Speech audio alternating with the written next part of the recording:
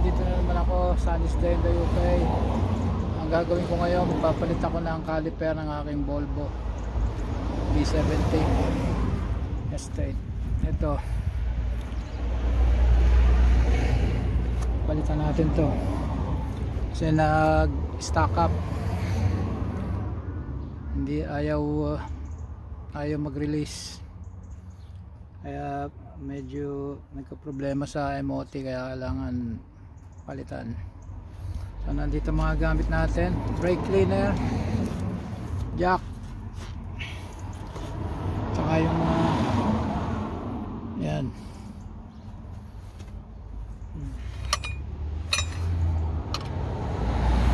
size 19 na socket wrench. So ito yung ating caliper pamalit, sulyado pa.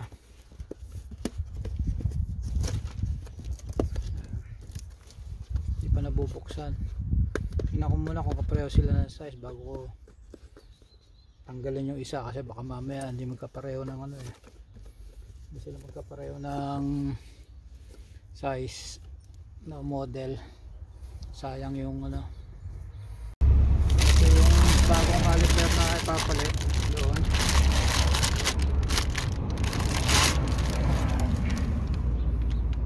Bago.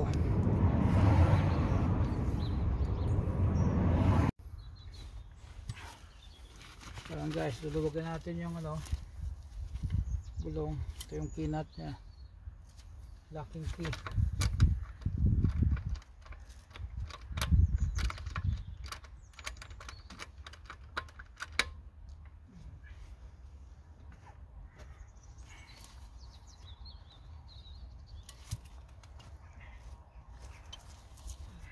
Ating breaker bar, breaker bar.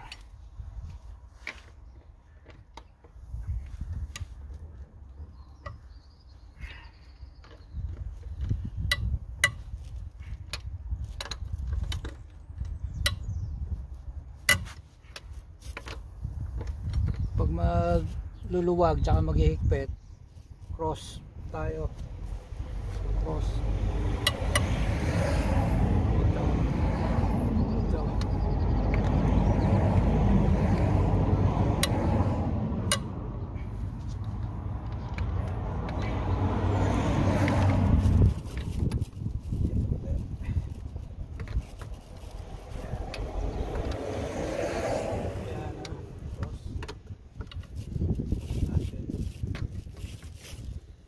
Para balance yung paglabas ng screw ng bolt nya o nut, wheel nut. Ito gagamitin, itong ratchet natin.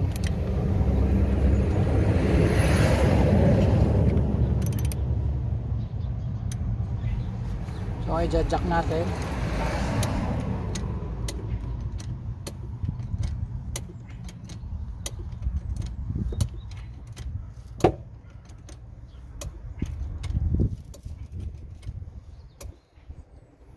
Okay, natin tatanggal ito.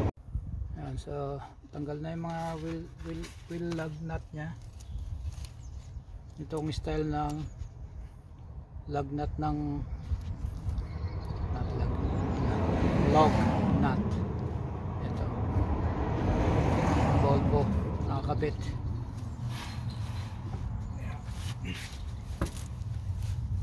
Tinanggal mo yan, make sure ipasok mo to sa ilalim ng kotse para habang gumagawa ka, kung sakali man bumagsak ang jack, mag-release, hindi ka maipit. Siya sa ilalim yan, para hindi sakaling bumaba yung jack, hindi ka maipit. Tapos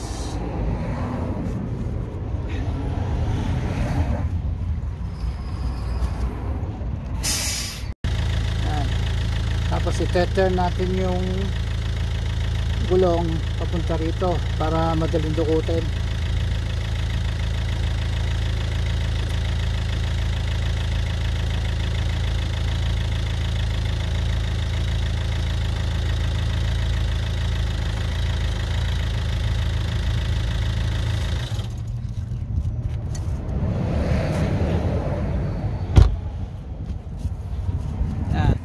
madali siyang ma-access.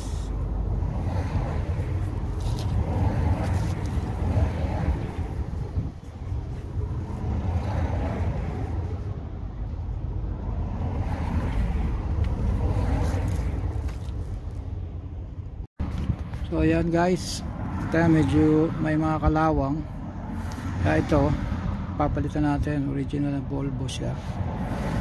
Ayan yung replacement natin. So ito guys, ang alisin natin na nut. Hindi ko matanda kung anong size to eh, pero meron akong tools nito. Ayan, tingnan natin. So ito yung screw na, yung hex key natin set sa dito. Dito sa mga to. So 8.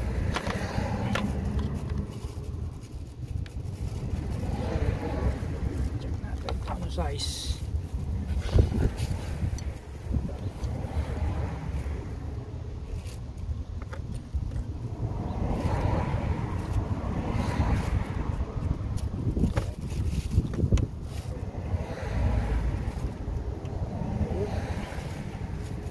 Pasok.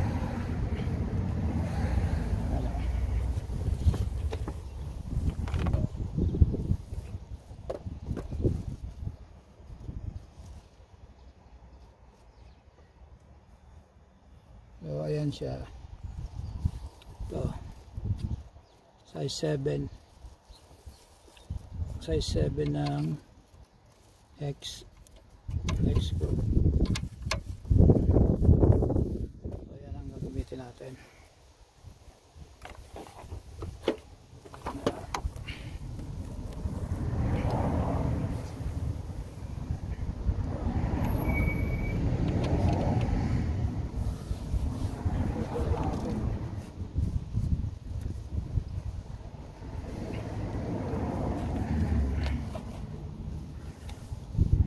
So yung may adapter yan kasama. Sama sa adapter.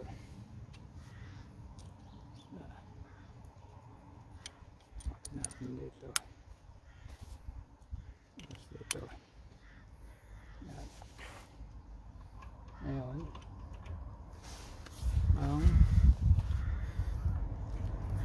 luluwagan natin siya.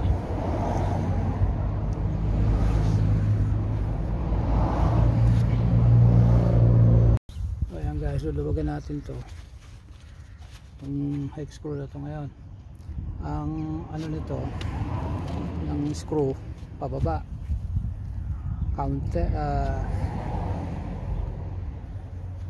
counterclockwise pababa. Ayan.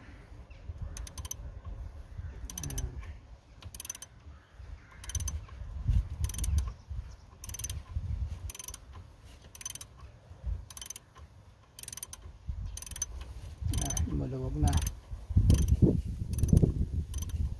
Ang baba naman, hindi mo siya masyado mahigpit eh. Konting puwersa lang kailangan dito dahil baka mag cross thread.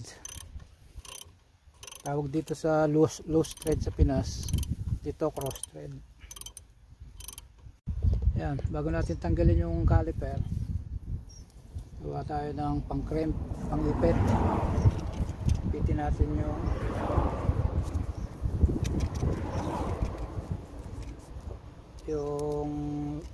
hose para yung fluid, brake fluid hindi ito makapagod. Gumagawa ko ng pang ipit. Ito vice grip, lagyan ng tape, masking tape para hindi masugatan yung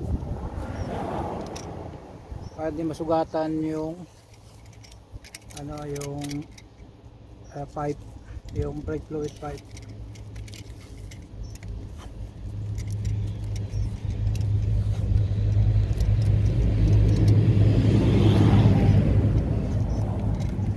I-grip natin yan.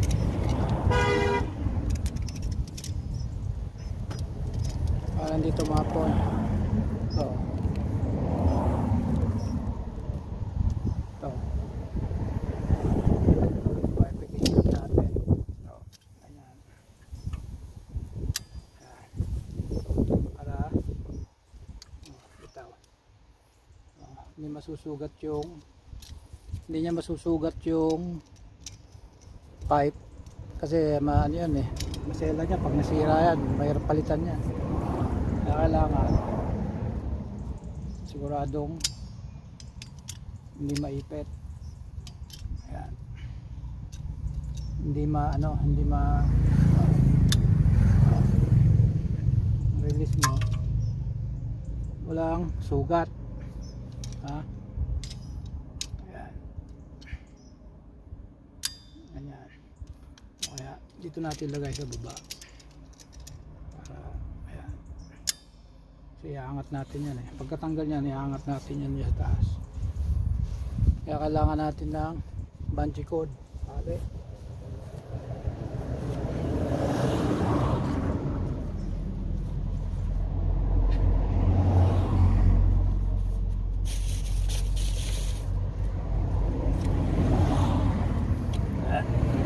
Ito, bungee cord. Para pag tinanggal mo yung tanggal nung caliper, bibitin natin siya doon sa suspension sa taas. Tatali natin siya doon sa taas na nakabitin. Para yung brake line natin, yung brake line hindi masira. Ganyan o.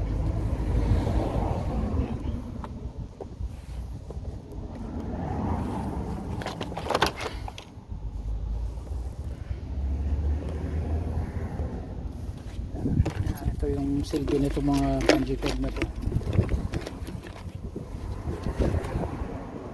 Na-release na yung mga screw, gagawin, iangat na to, alisin. Medyo may katigasan ng pagka yan, nakaipit eh. Kaya gagawin natin, titirahin natin ng martilyo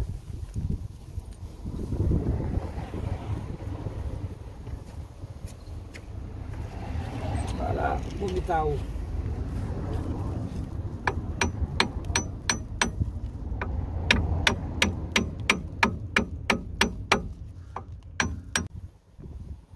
So yan guys, lulugan ko muna to bago tanggalin to para madali kasi matigas.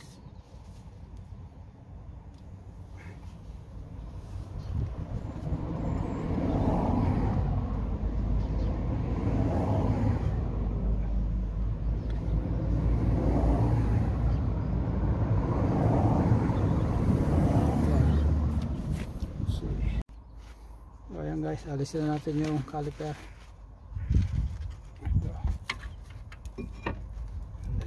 Tingnan ko muna yung isa bago ko galawin yan.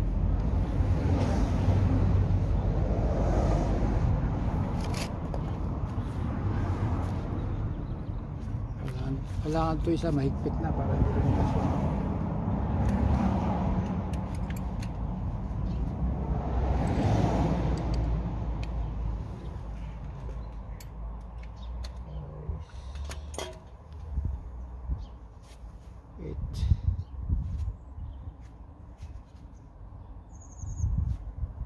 Size 8 sa nipple.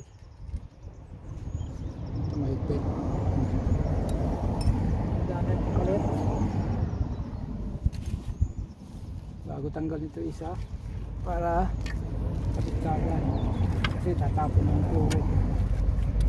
Tapon natin ng tubig.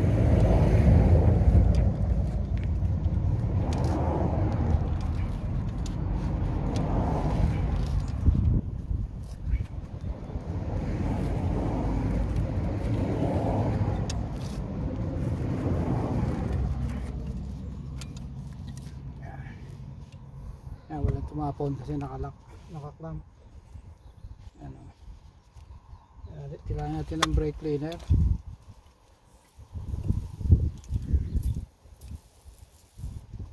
para malinis yung kakabitan.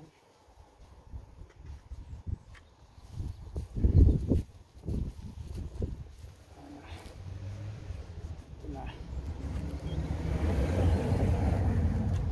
yung bago.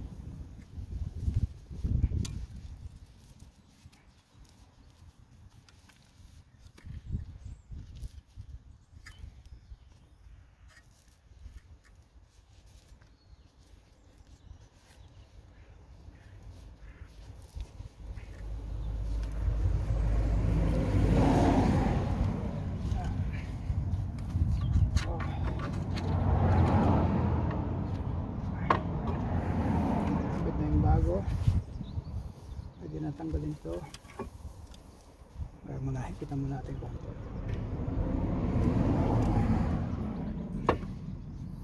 Saka tanggalin na natin itong clamp para hindi na-damage yung ating hose. Alright. So nakakabit na siya.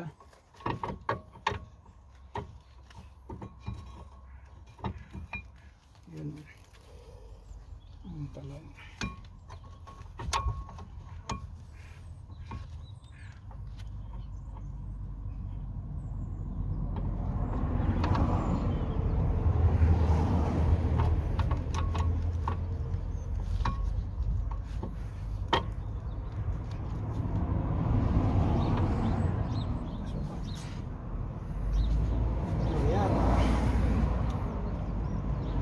Siya.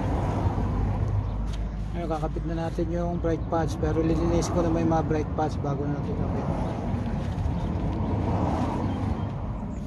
yung brake pads nya. I-scubahin muna natin, spray ng brake cleaner.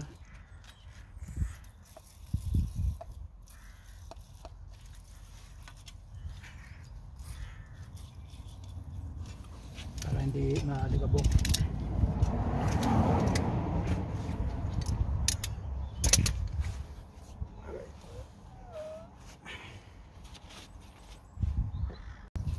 Ayan guys, pinabrush ko na ito. Ito steel brush para natanggal lahat ang aligabok.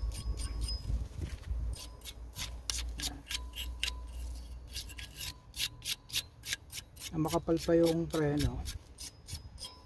Ano, makapal pa siya, may kanal pa eh. Pag tong kanal na to nawala na, ibig sabihin ubos na yung preno mo. Kaya hanggat may kanal pa yan, okay pa. Tingnan ko din yung kabila. Okay, makapal pa din oh. Kasi kailangan ko lang ito pinalitan eh. Bago to, nung pinalitan ko to nung siguro mga isang taon pa lang, higit. Okay pa siya. Masarap sa Volvo na magpalit ng preno, hindi siya komplikado. Subaru medyo mahirap, pero ito madali.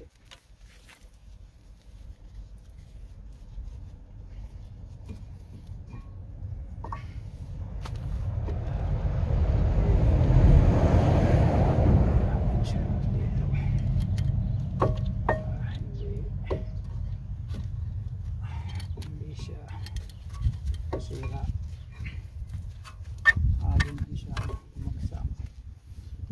Yan pala siya. Ito iniingatan natin ito, mabali. Ito finish natin. Maximum ito.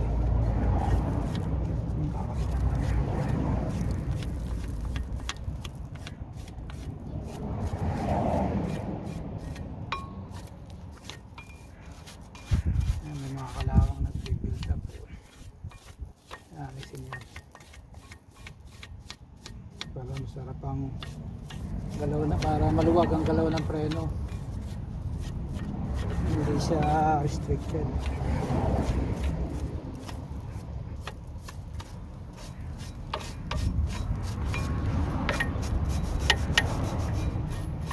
Habang na dito makita mo na rin yung disc brake mo kung okay pa. Habang ginagawa ko to, check ko na rin yung disc brake kung pwede pa, makapal pa yung disc brake. Sabayan pinalitan ko, brand new yan, bago 1 year ago.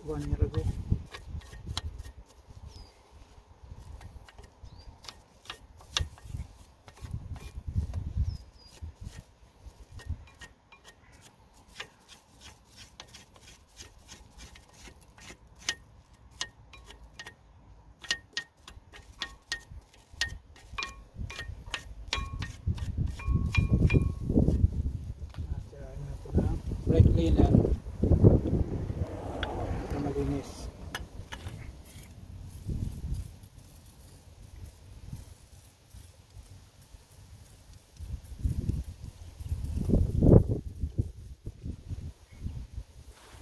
Ayos.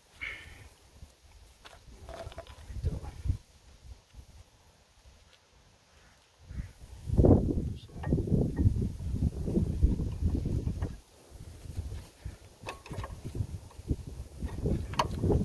Pwede natin lagyan ito ng lubricant dito sa may singit. Yan. Para madulas. Lagyan natin ng lube.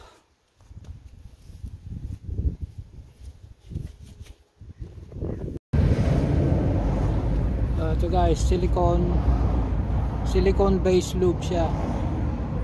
Para sa mga preno kasi pagka oil base sumisira ng goma yan yung mga rubber pipes, rubber connection, mga rubber seal sinisira ng petrol base. Ito silicone base, hindi nakaka-apekto sa mga goma, mga rubber. Konti lang kailangan ito, iwasan malagyan yung disc brake.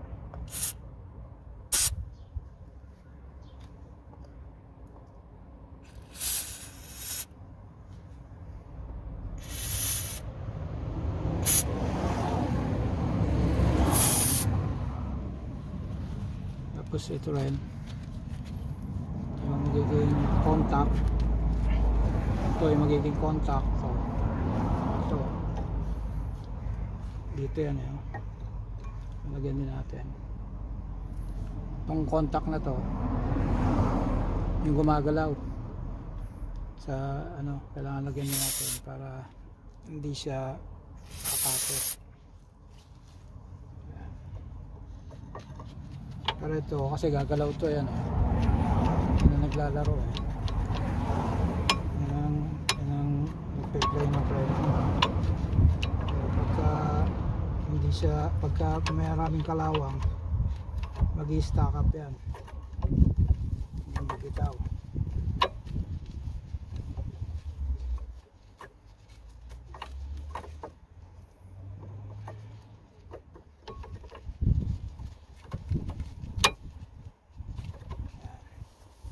Ito ngayon dahil bago to, kailangan i-push natin yung piston.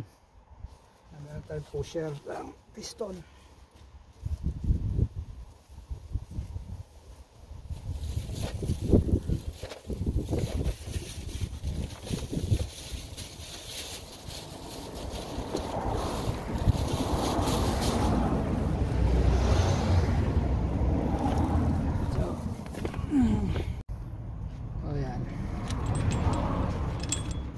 Natin ito yan yung push, nakabit mo siya doon, depende kung anong size yung gagamitan mo.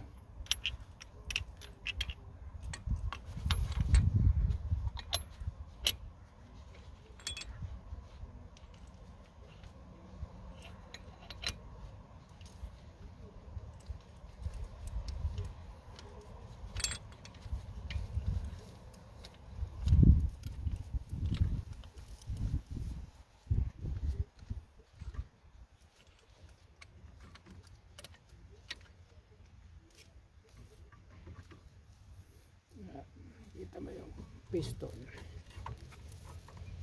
ito yung piston nya, pinus mo siya.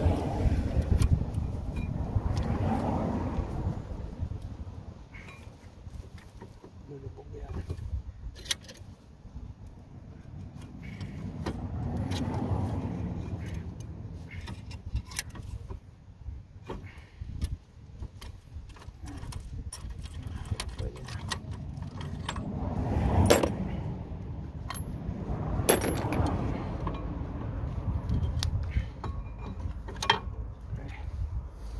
Natin cover na pasok yung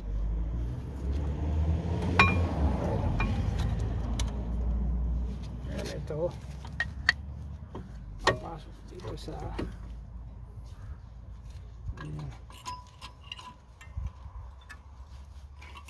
sprayan din natin ng silicone loop yung likod nung disc brake disc pad pala, yung likod nung disc pad ng silicone loop.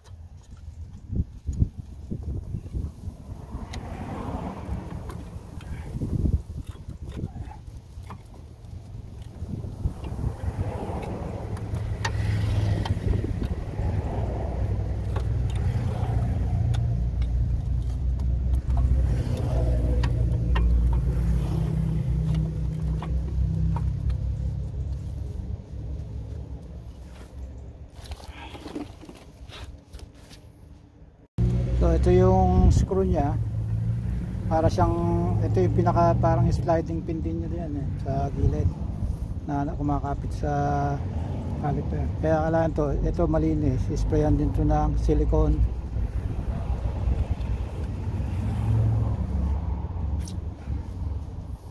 Malinis siya, sprayan natin ng silicone.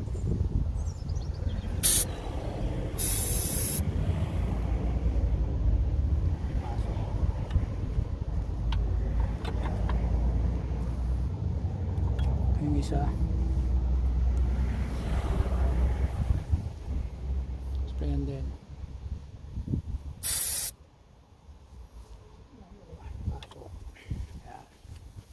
Ayan natin hihigpitan. Ayan guys, kakabit na ating caliper. Sprayan ng brake cleaner para sigurado walang mga langis o grasya na kumapit sa disc brake.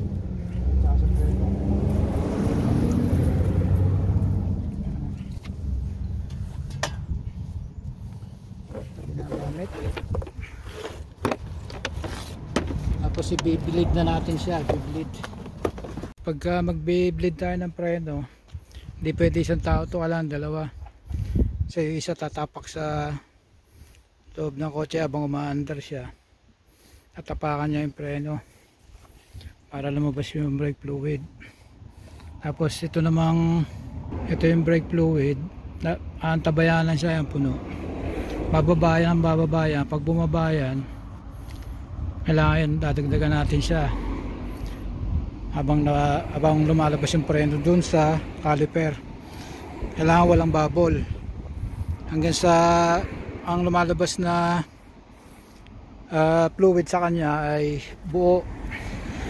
Kaya dito natin gagamitin ngayon itong ating hose, clear hose. Kakabit natin dun sa nipple. Yan, ito sa nipple. Itong hose diretso sa bote. Ay luluwagan natin yung nipple na yan, yung ano na yan, ano yan, ito luluwagan natin yan para dyan lalabas yung brake fluid. Kaya kailangan natin ng tulong ng aking direktor.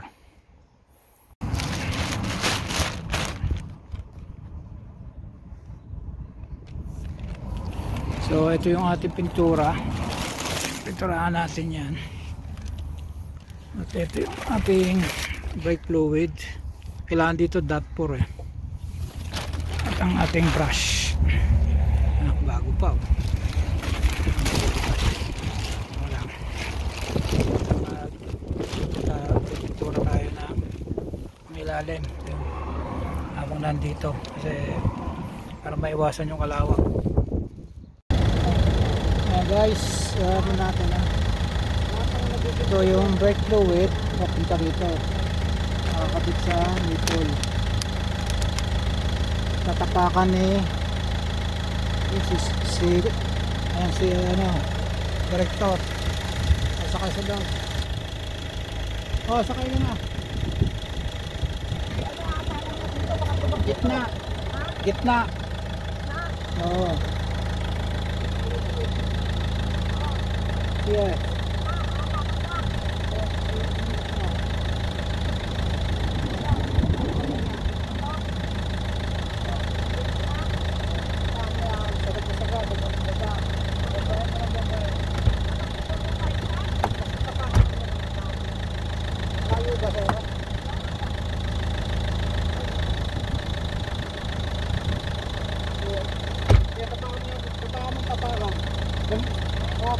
Hanggang sa tumigas yung ano, hanggang sa tumigas. Kaya tapak.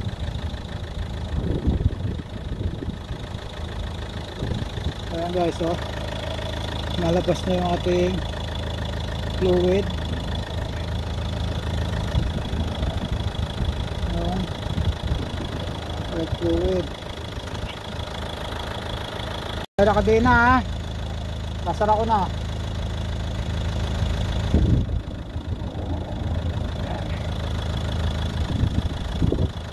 So yung guys na pinapakan niya na lang sagad, 3 sagad, tapos sara kasi wala nang bula. Okay na. Oo, bitaw mo na.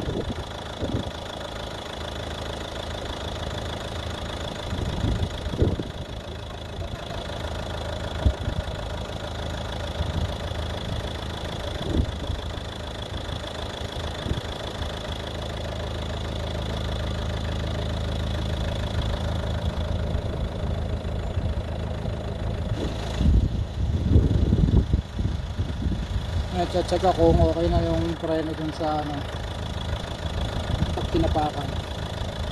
Sumara na yung piston nya.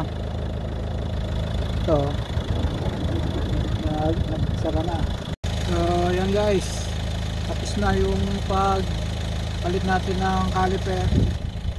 Mamaya i-road test ko dyan, tapos ano, pakikiramdaman ko yung preno. Yan, magpipintura naman ako doon sa ilalim para hindi na sa kalawangin, para matanggal yung mga kalakalaw. Guys, tapos ko ng pinturahan, kakabit ko na yung gulong.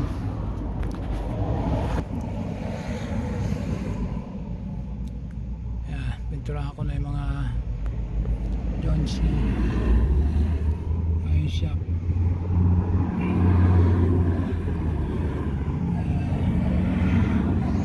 Sunod natin yung ano, inaiwanan. Kalimutan ang parte na yun. Pinalawangin.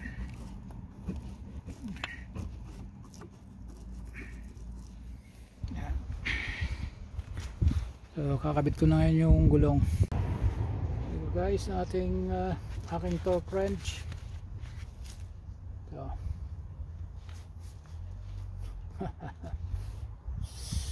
super big torque wrench.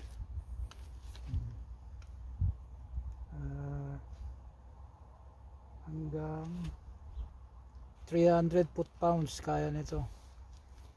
So ito nakaset sa Volvo 103 foot-pounds para sa wheel nut. Kaya gagamitan natin siya nito. So sinet ko muna siya sa 80, tapos unti-unti ko siyang iangat 80 hanggang susunod 100. May adapter siya kasi ito malaki, parang 1 inch ata ito eh.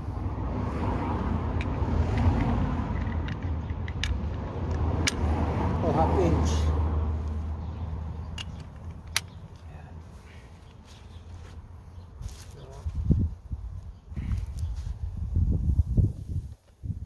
nakaset siya. Sinat ko muna siya sa 80 foot-pounds.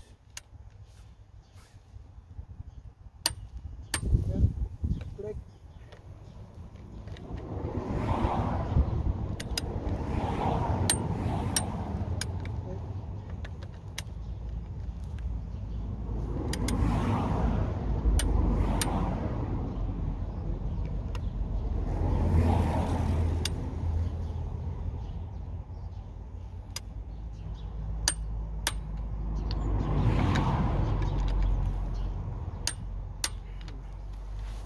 So 5 star ang higpit. So ngayon i-akyat ko siya sa 100.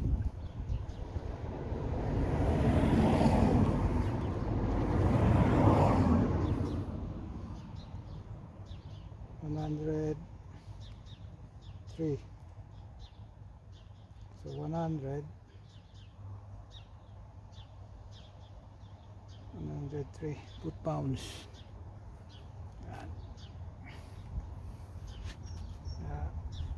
Start tayo.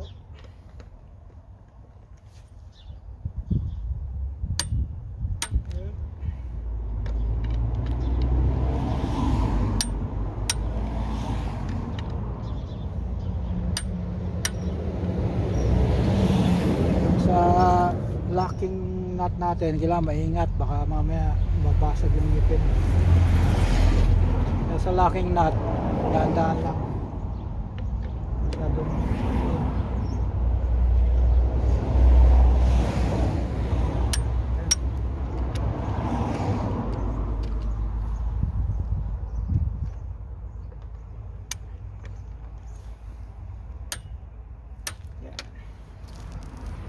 So all good. Let's go.